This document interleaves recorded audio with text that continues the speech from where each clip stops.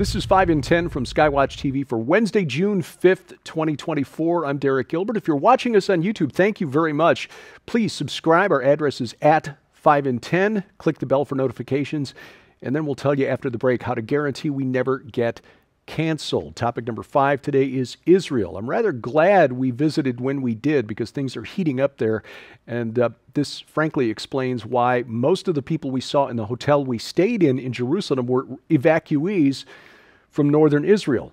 Hezbollah has essentially imposed a citizen-free zone in northern Israel because of their rockets and RPGs and mortar attacks across the border. And now, because they've reached the hot, dry season there, these mortars and rockets and drones are causing brush fires.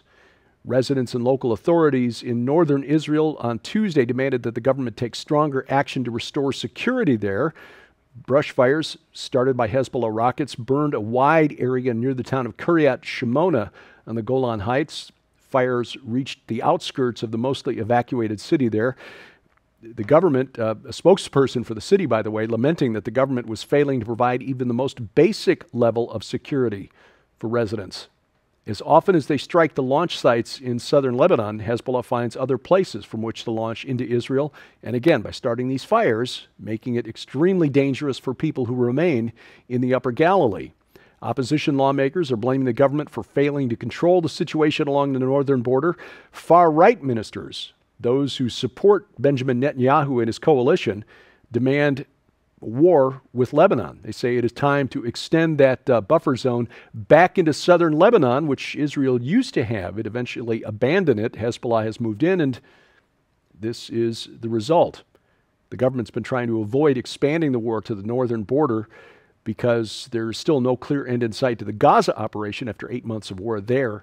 But it is becoming apparent to our friends on the ground in Israel that war in the north is probably inevitable and will be much deadlier than what has happened so far in Gaza. Topic number 4, Mexico. Mexico has a new president, the first woman and the first Jew to lead Mexico in the 200-year history of that republic. Claudia Sheinbaum, elected in earlier this week with nearly 60% of the vote. She is a political ally of the outgoing president, Andres Manuel Lopez Obrador, known by the acronym AMLO.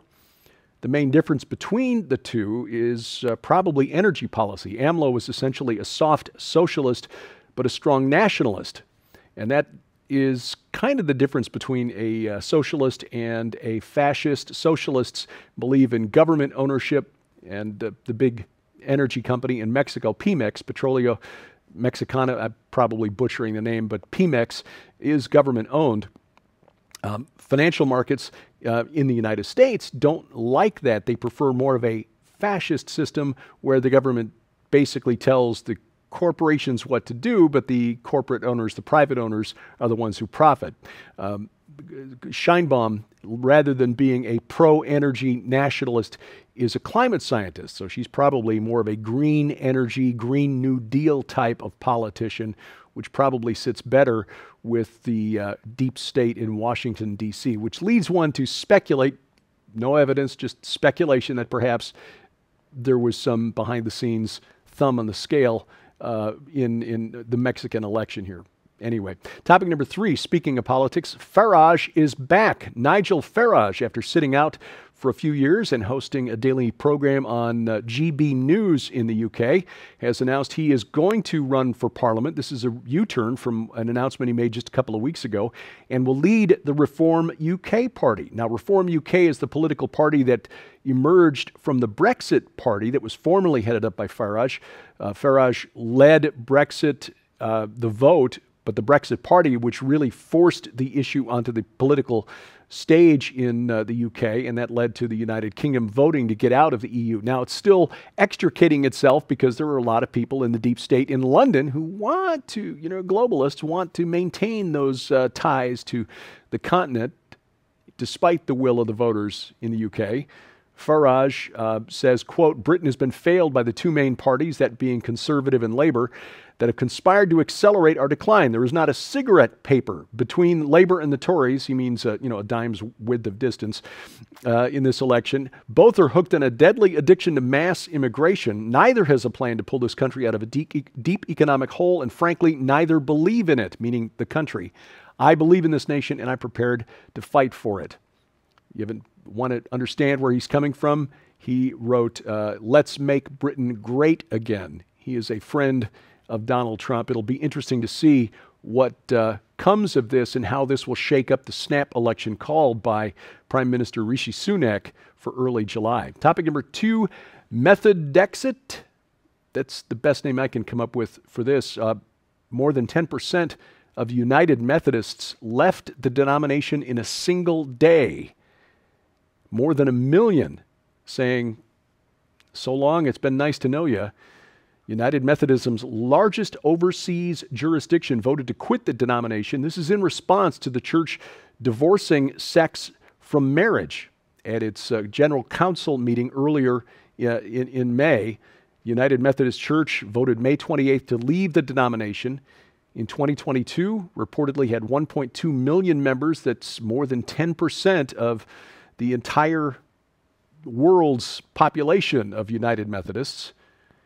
So in one day, United Methodists lost more than 10%. The Ivorian United Methodists said that the United Methodist Church, quote, deviates from the Holy Scriptures, and end quote, and prefers, quote, to sacrifice its honor and integrity to honor the LGBTQ community, end quote. Now, we're not advocating demonizing or hating those with a same-sex attraction like us, like everybody. We all need Jesus. And if we come at them with anger, that's what they see in our eyes, they will reject the gospel of Jesus Christ.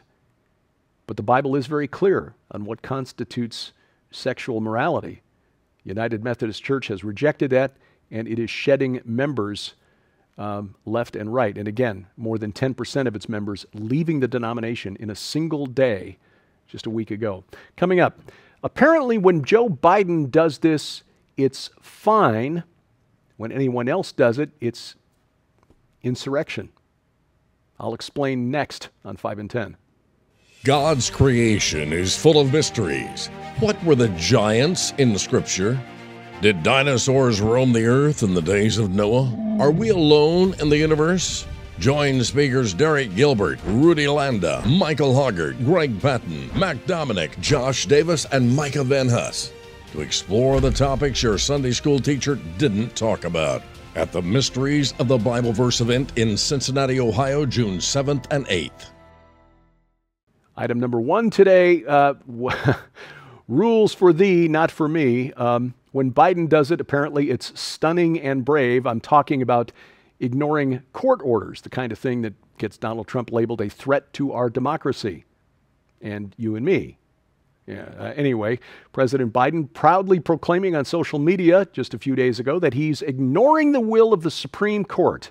Supreme Court has told him that he cannot unilaterally declare student loan forgiveness for millions of Americans. This is what you and I might cynically describe as trying to buy votes, because that's what he's doing. Supreme Court says president does not have that power. He's doing it anyway. And the fact is that those debts are not actually canceled. They're not writing off the loans. It's just responsibility for paying the banks back is now pushed off onto other hardworking, tax-paying Americans. Now, one American who is delighted to see that his loan has been forgiven is Mayor Melvin Carter of St. Paul, Minnesota. Went to social media to publicly thank President Biden for forgiving his loan. People who commented on his thread on X, by the way, Carter has a business degree from Florida A&M, a master's from the University of Minnesota. People pointing out that Mayor Carter earns somewhat north of $130,000 per year.